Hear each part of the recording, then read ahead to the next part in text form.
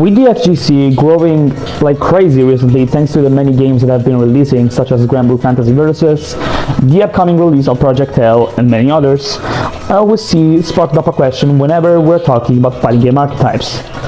That question is usually, what is the most forgotten fighting game archetype, or mainly the most forgettable? What this means is that what is that archetype that is stopping to appear from various games after it was very much played in the older games, or pretty much that's not played by anybody, and even when they appear in the recent games, nobody knows how to truly identify them. A lot of people will make the wrong assumption that it is Rekka characters. Those type of characters usually are pretty much characters like Fei Long in SF4, which was probably the main idea of a Rekka character. These are characters that follow their main ideology to the use of a Rekka move. These moves have many follow-ups, and the variants you choose will alter the way it needs to be punished. They would help it with using combos, and also how you use it in pressure. However, the main idea is that the reason why this is wrong, it's because, well, yes, this archetype sometimes is forgotten. Whenever it appears, it gets a lot of recognition, and it gets played a lot. In fact, Hellfelt in Strive, that just came out recently, is a perfect example of a correct way to make a Rekka character.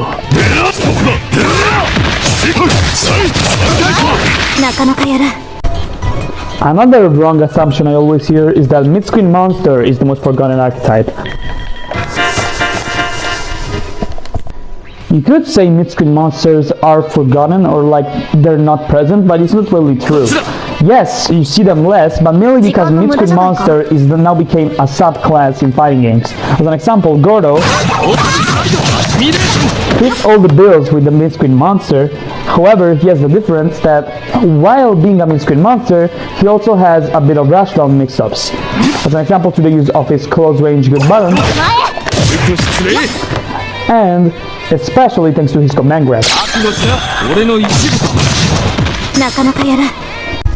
So if mid-screen monster, it's not the answer either, then what could be the possible answer to his question? I think it's an archetype that's probably regarded not only as the most forgettable, but also as the least played. Some people don't even know that this archetype exists. It's lockdown characters. Some people won't even identify these characters as lockdowns, but rather just a set play. So how should a lockdown character work? The main idea behind a lockdown character follows two standards. The first standard is somebody like Carmine, which is a character that can pretty much reset its pressure through the use of a premeditated set play. Bomb, in this case, is the tool we're using to reset our pressure. You see, bomb is a negative edge, which means that if we hold down the button and then release it, a projectile will come out that's very plus. This lets us do our pressure swing with many overheads or lows in it as we want, and then we can reset it and go for a second mix as soon as we see that the first didn't work.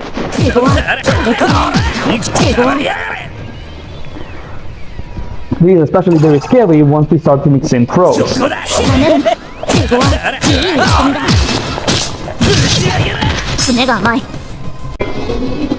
The reason why self-playable characters and lockdown characters confuse so much is because on a basic level, their tools do the same thing. They force you to keep blocking. However, while self-play characters use that opportunity to push a mix-up on your wake-up, forcing you to block, and giving more reward on that mix-up, once you block that mix-up, pretty much the pressure is over. You are able to escape pressure safely because they don't have anything else that forces you to block. Instead, lockdown characters will use those tools to set up more stuff that once again forces you to block even more. This is why lockdown characters make their pressure last so long, and because it's so hard to escape them. While instead, set-play characters just use them for their initial mix-up.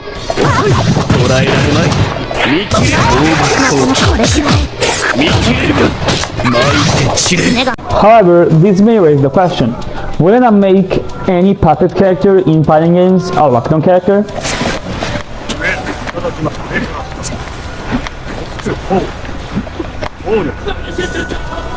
Now, this may seem like the right the right answer to this question, but it's way deeper than what you think. You see, the main reason why puppet characters are able to keep you locked down in block stun and mainly restart their pressure through the use of puppets is exactly because they're not controlling one character, they're controlling two. They're not setting up something that lets them reset their pressure later in the block string.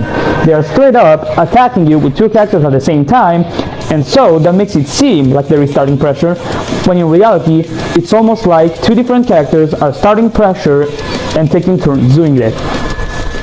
The first one to take a turn in starting the pressure is Zato with his 5H.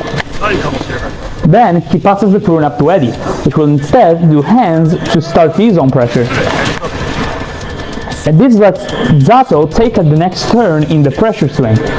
Pretty much, they keep chaining these two things one after the other in order to obtain what seems like lockdown.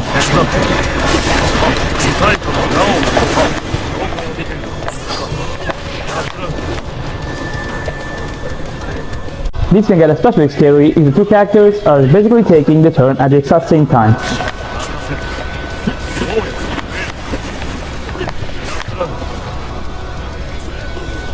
It's even more evident because the characters by themselves, without the use of their puppet, pretty much don't have any type of lockdown or long pressure swings.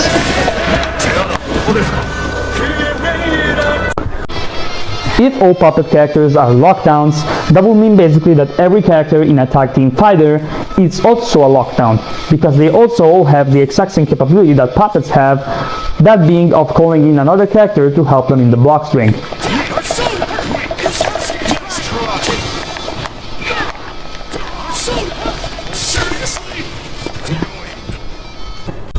Instead, what determines your archetype in team games is usually your team comp. That means basically that what your team is good at is their archetype. As an example, my team in BB Tag, Naoto Carmine, it's a lockdown team, which means it specializes in keeping the opponent blocking and guessing all over again. Nice try! Moving on! Nice try! Come on! Stay! Watch out!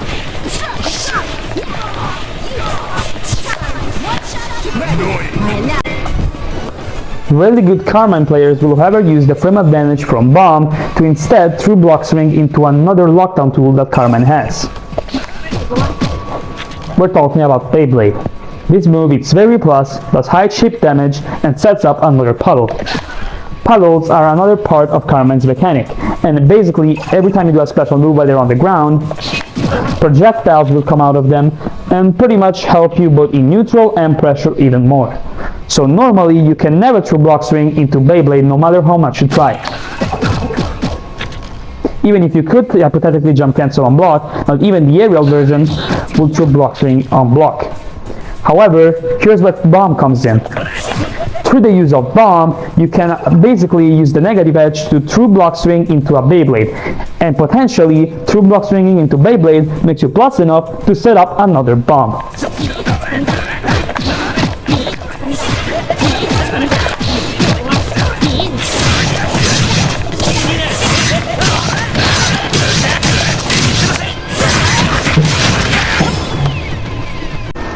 Now, before we head on to the characters that are still a lockdown, I would want first to talk about a character that's been very important for the history of this archetype.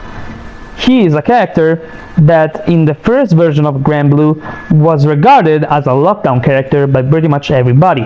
However, he's the first example, or probably the most important one, that we saw in fighting game history of a character changing their archetype whenever they switched to a new game, because the developers did not want to make that archetype a reality. We are talking about Avatar Belial. So, why did this character have to change archetype? And why are developers constantly trying to do that whenever we talk about lockdowns? I think there is one main reason. A character that forces you to keep blocking, it's not healthy at all for beginners to deal with. How this character used to work is that he could cash out his health as a resource to get follow-ups on all his special moves. This is very useful because it only lets him combo off of stuff like his projectiles, and expectedly he did have pretty good zoning. But it also lets him be plus on block off of any special whatsoever, as long as he decides to spend that resource. Now this got nerfed in this game, at least this version of the game, in Rising, to always be minus no matter what. But in the older version of Grand Blue, each follow-up, or pretty much most of the follow-ups that you will do spending blood,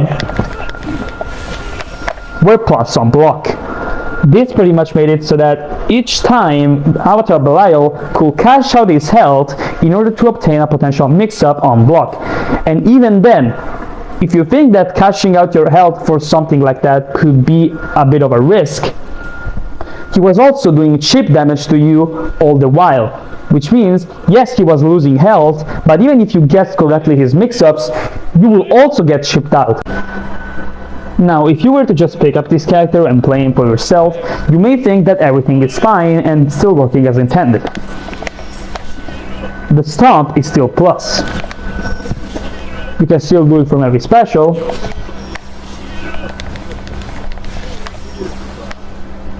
and it seems like everything is a true block string. But you'd be wrong. If you look at Jita, you can see that for a split second she recovers first. There's a bigger gap in between the follow-up and the special rule itself. Now, I do understand why they did this. This type of character, it's very unhealthy for beginners to fight. However, this is not the first time that this has happened. Many examples we'll also see later have pretty much always been characters that have either been stripped of their archetype or have been over-nerfed to the point that the fact they were locked down was useless, because in any other department they were incredibly underwhelming. Of course, I know this character is problematic, because mainly in order to fight them, you just need to know the matchup. You need to know when the strings end, you need to know what's plus and what's not, you need to know where the gap is, where you can mash, how to fight them in general. These matchups are just straight hell to learn, and for a beginner, this is incredibly overwhelming. Now, before we head on to other examples of this archetype in fighting games, I will first give you a quick rundown of Avatar Belial's special moves and tools, just so you can understand a bit better how this archetype is supposed to look. So starting off, I think one of the main tools that all lockdown characters share, or most of them at least, is a unique mobility tool. Avatar Belial has his flight with many follow-ups.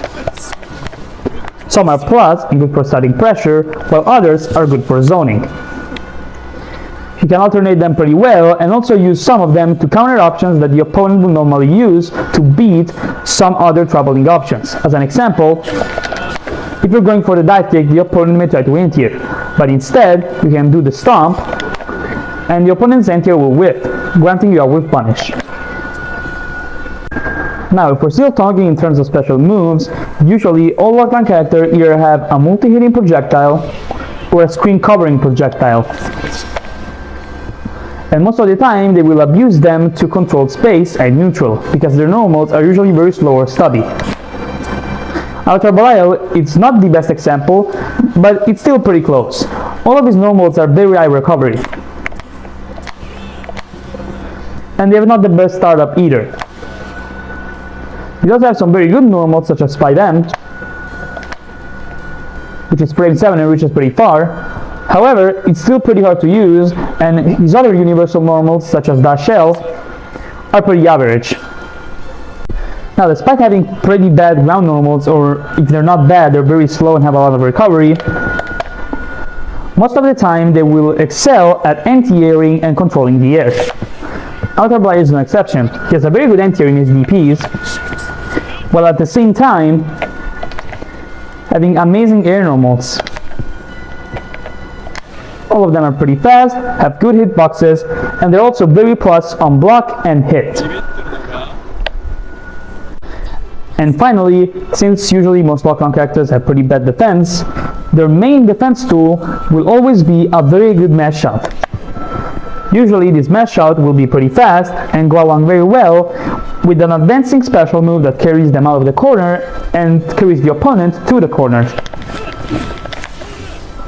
As an example, we have his worka, which is probably the best example we'll get in this game. And yes, those are pretty much all the tools we have to talk about for now, which lets us go on to the next game, which is Guilty Gear Xrd. So I want to start talking about this game first because I want to show how this character has changed over time, not only in this game but also in the next game, while also showing how the archetype itself has changed over time. If you know me even just a bit, or you follow me on any of my social media, you know exactly which character I'm going to talk about. He's probably my favorite character in fiction and my favorite fighting game character, period. It's Batman. Now, if you just picked up the character for a bit and looked at him for a while, you may notice that a lot of the stuff I said about Avatar Belial is the same. He has a unique mobility tool, a couple, a green mash out, an advancing special move, a multi-hit projectile, a screen covering projectile, very good air normals, a very good anti-air, while at the same time having those long-range stubby normals. They'll also have a lot of recovery. Batman can mainly access his lockdown like any other character through the use of a set play, that being his main mechanic.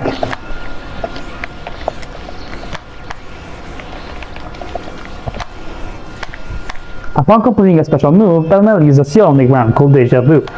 Performing the input in reverse will let a clone of Batman perform the special move again, and this is obviously Berry Plus, letting you reset your pressure.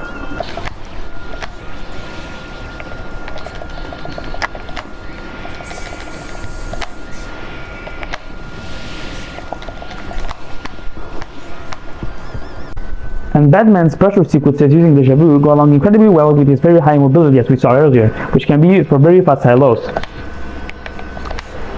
And even to sneak in a throw. His throw is a bit special in that regard because it has the possibility of comboing after it in the corner.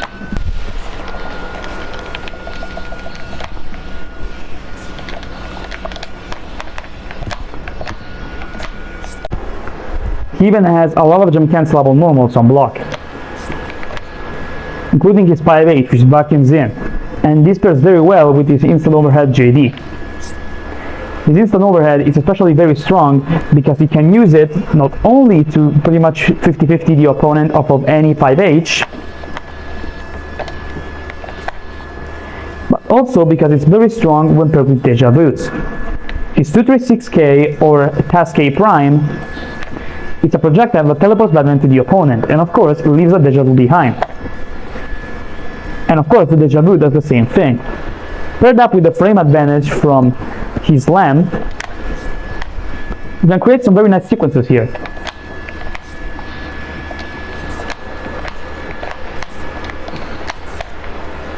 This lets you combo for free off of his install overhead, which would normally require meter.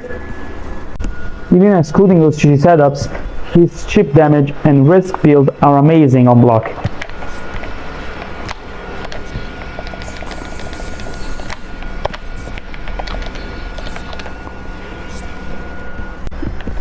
So, with all those strong tools, you may just think, oh, Batman is very good in Rev 2, right? Not really. Batman in Rev 2 is actually one of the worst characters in the game. Arguably the worst if you don't include Potemkin on the list. Mainly because he has horrible matchups. But Batman is pretty much a non-functional character in Rev 2. If you just know barely the matchup, he is pretty much unusable in a lot of situations. Especially because he has a lot of horrible matchups himself. He pretty much got the same treatment as Avatar Belial. This is why I'm on Rev 1 right now. In Rev 1, he was an incredibly strong character, regarded as one of the top tiers of the game. However, everyone had one thing that everybody shared. Everybody said he was the fairest top tier in the game. He was a top tier, but he didn't have any broken tools or anything that pretty much just made him win no matter what. He wasn't as broken as Johnny, per se, or as basically L felt. He was just very, very, very good all around. It was mainly thanks to his strong mix-up game and incredible zoning. Batman could zone you out like no other character whatsoever, and And it's mainly because of all of these tools that got removed once he made the transition to Rep 2. What they did in Rep 2 was buff his pressure, but make everything around him worse. His neutral was much worse, his defense was much worse, everything, including even his supers, were horrible compared to Rep 1.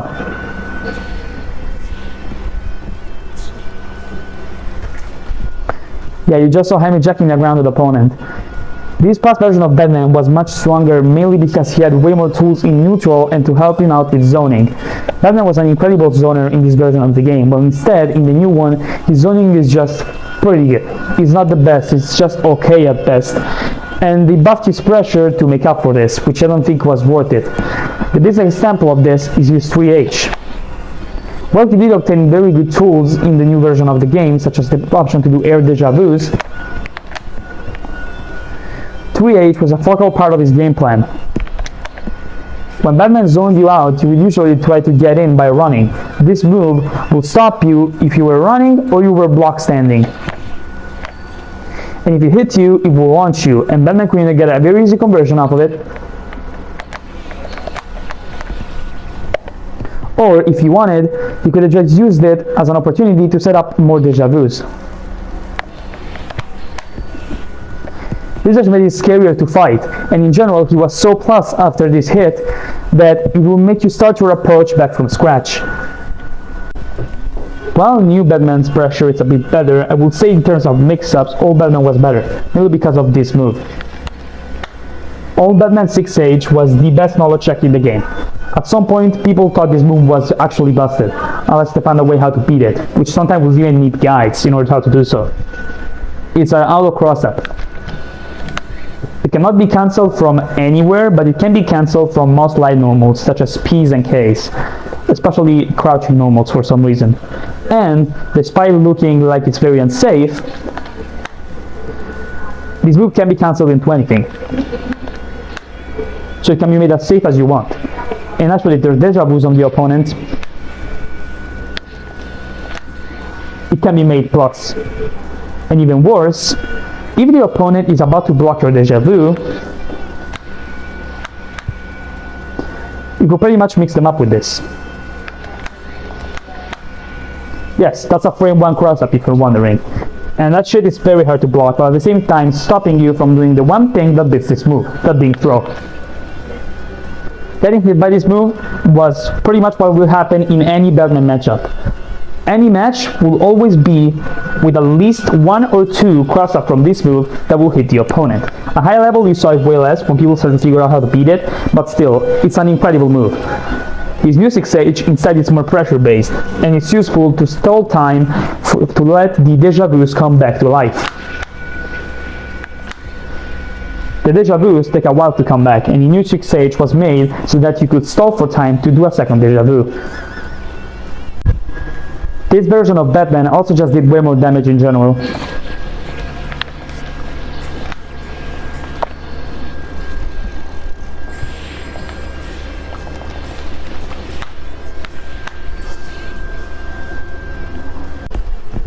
If you compare the two games, in general, Batman gets way less reward of stuff, but at the same time working harder to do it. His 3H and 2H will pretty much put a halt on your momentum and have good reward, which means that the moment the opponent gets hit by them, he gets punished hard for guessing wrong on your zoning. Instead, in Rev 2, if you get hit by this, it's almost like it never happened and you can just keep running, like you don't even care that he hit you. He's also the same for other moves that he had, such as JP, which either got hurt by hurt box hit box ratio or that lost some of his cancels, like 2K. 2K could cancel into 5H in Rev 1.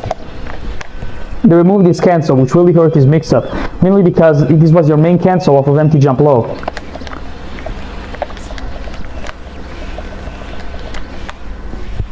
These are some of Batman's best combos, which means it's usually the cancel he wanted to go for, but now he had very little reward off his low, while at the same time having to work harder for this low because his neutral sucked now. It was way less good than it used to be. Now, when Batman got first announced for Strive, I was a bit perplexed at first. After all, his character got shit on very hardly in the other game. Just because he was a lockdown, despite being a completely fair character, that all pros agreed was a fair character, he still got shit on by the patch and got literally sent to the bottom tier for no reason, just because he was a lockdown. So I thought he was gonna get his archetype changed like Avatar Belial. Surprisingly, when he came out, he did keep his archetype. However, Arxis fucked up in a completely different way with this character. We're gonna jump in and explain, but let's just say that Batman Day 1 was a mess. This character was beyond useless. And I'm going as far as saying that Strive Batman on release was probably the worst iteration of the character as a whole, even including Rev 2. Now let's start with the fact that the reason I think he came out this way is because Arxis was probably very scared of letting another lockdown rock. After all, we did agree on the fact that just being a lockdown means the devs are gonna hate you.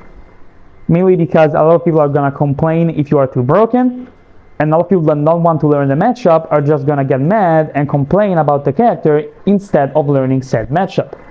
So because Arxis didn't want any backlash on the character and didn't want to get annoyed by more people crying about lockdowns, they probably wanted to make this character as fair as possible and as less broken as possible. However, in doing so, they released him pretty much in a pre-nerfed state. Now that doesn't mean that he did not get to keep anything. He did get to keep all his good jump normals, which is nice. At least that makes up for a lot of stuff he lost. However, that's only the fact that a lot of the tools typical of lockdown were missing. They literally released a lockdown with some of the intent of lockdown. However, he was lacking in some lockdown tools. Not in the sense that he could not pressure. His actual lockdown was insane. But as an example, remember how I said how every lockdown has a good anti-air? Batman 6P on release was the worst anti-air in the game. One of the slowest, and also had a horrible hitbox that pretty much only hit in front of him. The only arguably worst one was probably like Gold Lewis, but at least Gold Lewis hit above him.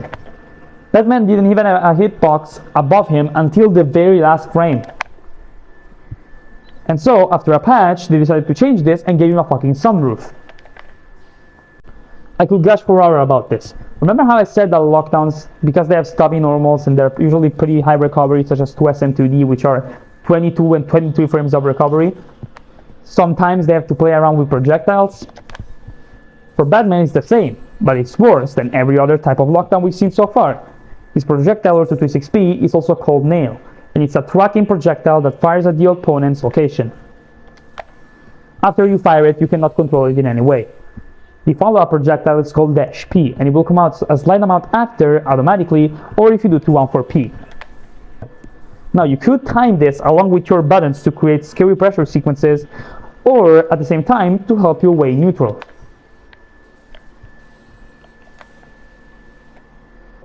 However, this projectile had a lot of problems. First of all, the startup of Nail was insane. It's very slow, which means whiffing this means just death. At the same time, the air version was somehow even worse.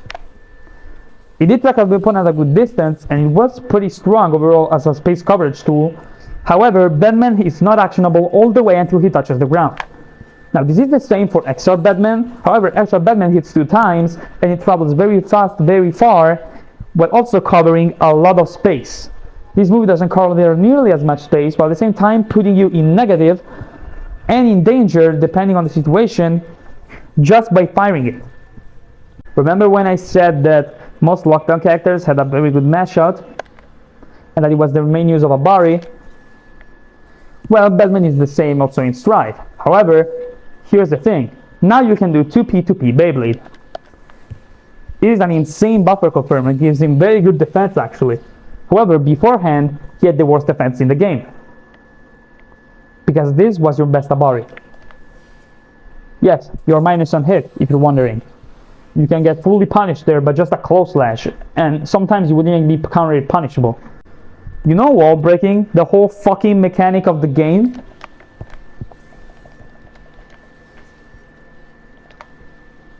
Well, Batman couldn't really use it. You see, if you hit a wall break without a super, pretty much what will happen is that you just go back to neutral.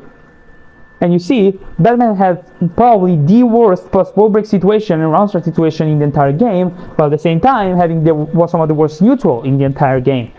Because of this, Batman mains will always cut the combo short. And would instead go for a setup, such as this one. At the same time, this also meant that Batman had always to cut short his combos, and so he did way less damage than normal. Instead, he had to rely for his damage on risk. And what sucks is that Batman lost positive bonus. He can do a lot of good shit with meter. So you would think that breaking the wall was very good for Batman, but unless you broke it with a super, you will pretty much just put yourself in a bad situation. And even then, Batman air dashes were so slow and his move speed is so slow that it's very hard to get a meaty, and you couldn't even get a safe jump. Hell, we had to wait till this new season patch before this character had errors on wall break.